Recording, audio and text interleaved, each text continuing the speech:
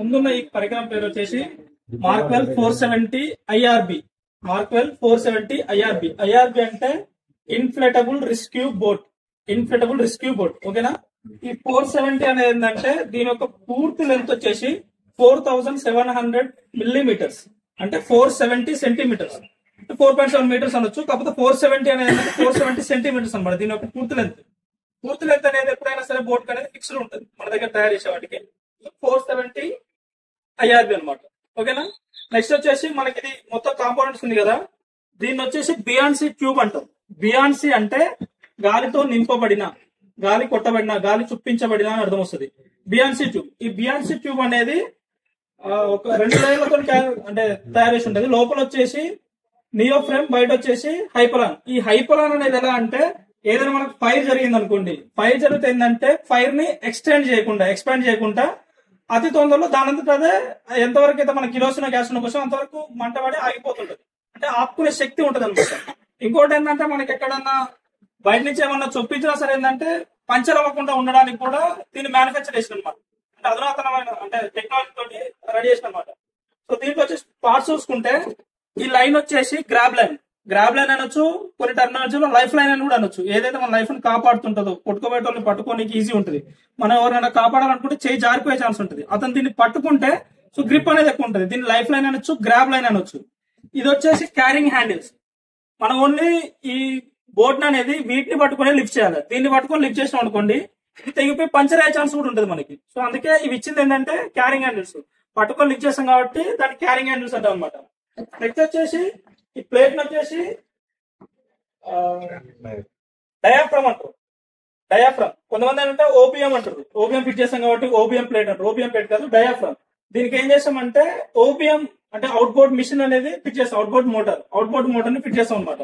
So మనకి tube లోనికి గాలి ఎక్కించడానికి 2 ఎక్విప్మెంట్స్ ఇచ్చిన మనకి.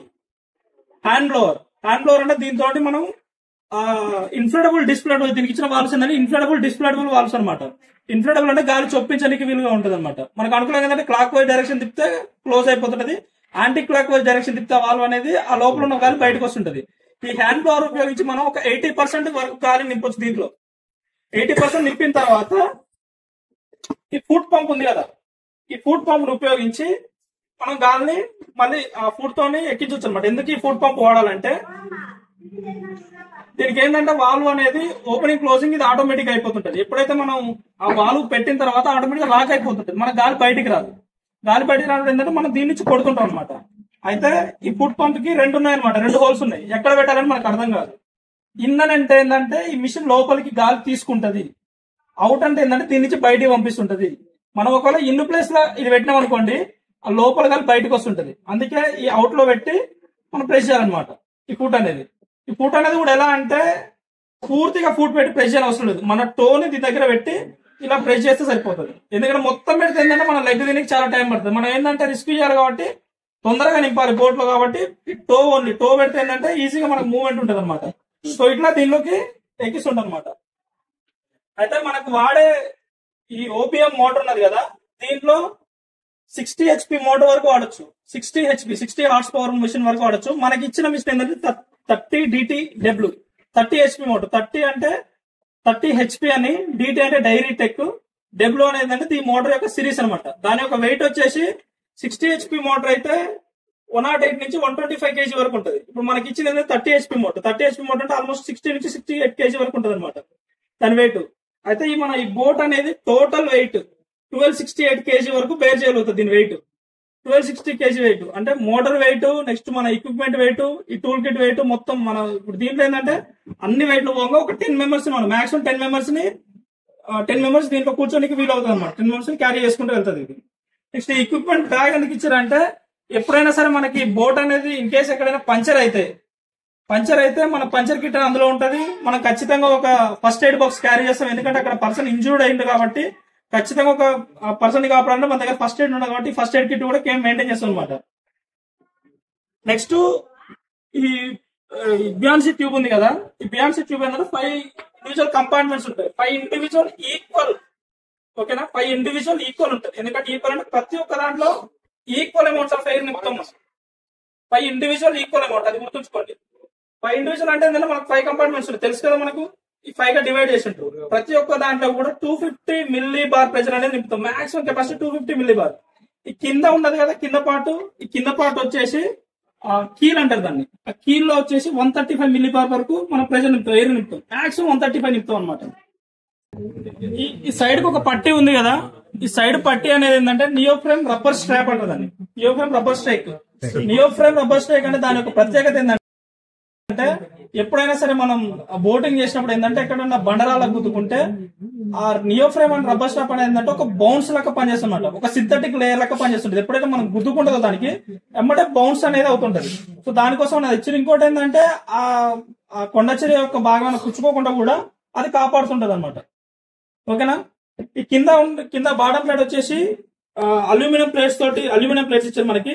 ఈ అల్యూమినియం ప్లేట్స్ ఏంటంటే ఎక్కువ మన్నిక ఉంటది, దృఢంగా ఉంటది కాబట్టి ఈ 6 ప్లేట్స్ అనేది ఇచ్చారు. ఇందులో 5 అనేది అల్యూమినియం ప్లేట్స్, ఒకటి మెరైన్ ప్లైవుడ్ తో చేసి ఉంటుంది. బో అనేది ఆ మెరైన్ ప్లైవుడ్ ఉంటది. ఆ మెరైన్ ప్లైవుడ్ తో చేసిన దాన్ని ముందు పెట్టేస్తారు. నెక్స్ట్ ఇక్కడ మనకు డయాఫ్రామ్ అనేది కూడా ఆ చెక్కతో చేసారు, మెరైన్ ప్లైవుడ్ తో చేసి ఉంటది. అది మెరైన్ ప్లైవుడ్ ఏంటంటే గట్టిగా ఉంటది, తేలికగా ఉంటది. తేలిక ఉండడం వల్లనే దాన్ని ఇక్కడ పెట్టరు. మనం ఎప్పుడైనా రిస్క్ చేసినప్పుడు ఏంటంటే వీలైనంత తక్కువ వెయిట్ అనేది మనం క్యారీ చేయాలి. సో అందుకని ఇది పెట్టరు. ఈ బాటమ్ అల్యూమినియం ప్లేట్స్ ఎలా ఫిట్ చేస్తామంటే ఫస్ట్ బో సైడ్ ఫిట్ చేస్తాము. బో అంటే టో సైడ్ ఫిట్ చేస్తాము. తర్వాత బో సైడ్ ఫిట్ చేసుకున్న తర్వాత అటు ఒక 2 ప్లేట్లు ఒక 2 ప్లేట్లు చేసుకుందా ఇట్లా వీ షేప్ వచ్చిన తర్వాత మనం దాని అడ్జస్ట్మెంట్ బట్టి ప్రెస్ చేస్తే ఆటోమేటిక్ సెట్ అయిపోతాయి అనమాట. సో ఈ సెట్ అయిన తర్వాత మళ్ళీ పక్కవ జరగడానికి ఛాన్స్ ఉంటుంది కదా. పక్కవ జరగడానికి ఛాన్స్ ఉండకుండా ఏం చేస్తామంటే మనం కాలమ్స్ అనేది ఇచ్చినాం, 4 కాలమ్స్ ఇచ్చినాం. ఈ 4 కాలమ్స్ ఏంటంటే 2 ఫ్రేమ్ లకు ఒకటి 2 ఫ్రేమ్ లకు ఒకటి అటాచ్ చేస్తుంటాం. వాటి కాలమ్స్ అని ఎందుకంటే మనకు రో అంటే అడ్డం అని అర్థం. ఇవి నిలువుగా పెట్టినాం కాబట్టి కాలమ్స్ అని అంటాం అనమాట. ఆ కాలమ్ ప్లేట్స్ ఉంటాయి. ఈ కాలమ్ ప్లేట్స్ ఏంటంటే రెండింటికి ఒకటి అడ్జస్ట్ చేసి ఏంటంటే సైడ్ పోకుండా ఉంటాయి అనమాట. దీనికి 2 డ్రై హోల్స్ ఉన్నాయి. ఈ డ్రై హోల్స్ ఎందుకంటే ఎప్పుడైనా దీంట్లో వాటర్ ఏమన్నా మనం ఎవరైనా లిఫ్ట్ చేసినప్పుడు వాటర్ పడితే ఆ వాటర్ అందులోనే వెళ్ళిపోయేటట్టు అలా వాటర్ లోపలికి రావచ్చు అనే డౌట్ కూడా వచ్చింటది. మనకి ఇచ్చిన కింద కీల్ బాగా ఉంది కదా, ఆ కీల్కి ఎలా ఉంటది అంటే వి షేప్ లో ఉంటది అనమాట. ఆ ట్యూబ్ అనేది వి షేప్ లో ఉన్నప్పుడు ఏంటంటే ముందట భాగం ఎక్కువ ఉంటది. ఆ ట్యూబ్ అనేది వెనకాల వస్తుంటే ఇలా వస్తుంటది. ఇలా వస్తుంటే ఏంటంటే ముందట ఎయిర్ ఎక్కువ ఉంది కాబట్టి పడవ అనేది ఇలా ఉంటది. ఇలా ఉన్నప్పుడు మనకు పడవ లేచి ఉంటది కాబట్టి ఆ పడవ ముందర భాగం పైకి ఉంటది, బాగుంటది కాబట్టి వెనక్కే వాటర్ వస్తుంది. వెనక్కి వచ్చినప్పుడు ఆ డ్రై హోల్స్ లోకి వెళ్ళిపోతుంటది. నెక్స్ట్ ఈ డ్రై హోల్స్ ని ఫిట్ చేయడానికి మనకి ఈ క్యాప్స్ ఉంటాయి. వీటి నార్మల్ క్యాప్స్ అనొద్దు, డ్రై ప్లగ్స్ అన్నది. డ్రై ప్లగ్స్ ఎప్పుడైతే వాటర్ మొత్తం అయిపోయిన తర్వాత మనం వీటిని ఫిక్స్ చేసుకుంటాం. వీటిని డ్రై క్యాప్స్ అనొద్దు, డ్రై ప్లగ్స్ అన్నది. ఉంటదని మనకు డౌట్ వచ్చింది కదా లోపల బ్లాక్ కలర్ ఎలా ఉంటది అంటే సేమ్ ఇదే. ఇప్పుడు మనకి టూల్ కిట్ ఉంది బ్యాగ్, సేమ్ బయట ఇదే ఉంటది, లోపల అనేది బ్లాక్ ఉంటది అనమాట. ఇది వచ్చేసి పాలిస్టర్ ఫ్యాబ్రిక్ తో తయారు చేసింది. లోపలిది పాలిస్టర్ ఫ్యాబ్రిక్ నియో ఫ్రేమ్ అంటే సింథటిక్. నియో ఫ్రేమ్ అంటే లైక్ బట్ సింథటిక్ అనమాట. ఏదైతే ఒక పుచ్చుకున్నా సరే దాని ఆల్మోస్ట్ ఎక్కువ ఇరిపోలేకుండా క్లోజ్ చేస్తుంటది అనమాట సింథటిక్ వల్ల. సో అది దాని యొక్క లక్షణం అనమాట. లోపల పార్ట్ ఇలా బ్లాక్ ఉంటది, సేమ్ ఇదే ట్యూబ్ లో దీనికి ఇచ్చింది. బయట వచ్చేసి హైపలాన్ కోటింగ్ ఉంటది అనమాట. ఈ హైపలాన్ కోటింగ్ ఏంటంటే మెయిన్ మనకు ప్రొటెక్షన్ ఇవ్వడానికి. నెక్స్ట్ ఏంటంటే ఏదైనా మండిన వస్తువు పడ్డా సరే దాన్ని ఎక్కువ ఎక్స్పాండ్ చేయకుండా అంతతోటి క్లోజ్ చేయడానికి యూజ్ అవుతుంది అనమాట హైపలాన్ అనేది. అది కెమికల్ కాంపౌండ్, కెమికల్ సబ్స్టెన్స్. ఇది హ్యాండ్ లో ఉంది కదా, హ్యాండ్ లో ఉన్నప్పుడు ఈ ముందటి పార్ట్ ఉంది కదా, ఈ ముందటి పార్ట్ అనేది ఎప్పుడైనా మనం గాలి కుట్టడానికి వాడుతుంటాం. ఇది నెక్స్ట్ ఎప్పుడైనా గాలి అందులో పూర్తి గాలి తీయాలంటే ఇది ఇక్కడ ఫిట్ చేసుకోవాలి. వాక్యూమ్, ఇది వాక్యూమ్ లో కూడా పనిచేస్తుంది. ఇలా పెట్టుకుంటే ఏదైనా ముక్కు బయట పంపిస్తుంది. లోపల ఉన్న ఎయిర్ తీయడానికి దీన్ని వాడుతుంటాం. దీన్ని 2 విధాలుగా వాడుకోవచ్చు అనమాట. అదే మన ఫుట్ పంప్ అయితే దీన్ని కూడా 2 విధాలు వాడుకోవచ్చు. ఇప్పుడు ఎక్కడ అవుట్ లో పెట్టామనుకో గాలి ఎక్కుతుంది, ఇంట్లో పెట్టామనుకో గాలి తీస్తారు. ఇప్పుడు మనం మొత్తం క్లోజ్ చేయాలన్నప్పుడు మొత్తం లోపల ఎయిర్ ఉండకూడదు అన్నప్పుడు ఈ వాక్యూమ్ తీసుకోవచ్చు, లేదంటే దీన్ని ఉపయోగించి తీసుకోవచ్చు. దీంతో అయితే కొంచెం స్పీడ్ అవుతుంటుంది. ఇప్పుడు దీన్ని ఉపయోగించి మనం 100% ఎయిర్ అనేది దీనికి ఎక్కించలేం. ఒక 60 to 80% వరకు ఎయిర్ మాత్రం ఎక్కించగలుగుతాం. ఎందుకంటే మనకి అది లాకింగ్ లేదు కదా. దీనికైతే ఏంటంటే లాకింగ్ ఉంది, డిఫ్లేటబుల్ వాల్ లాక్ ఉంటుంది. ఓపెన్ చేసినప్పుడు ఏంటంటే లాక్ ఓపెన్ అవుతుంది, గాలి ఎక్కుతుంది. మళ్ళీ క్లోజ్ చేసినప్పుడు ఏంటంటే ఆ వాల్ ఆటోమేటిక్ క్లోజ్ అయిపోతుంది. క్లోజ్ అయిపోయినప్పుడు మనకు అందులో ఎయిర్ బయటికి రానికి ఆస్కారం లేదనమాట. సో దానికి ఈ రెండింటి ఒక డిఫరెన్స్ అది. నెక్స్ట్ వచ్చేసి దీనికి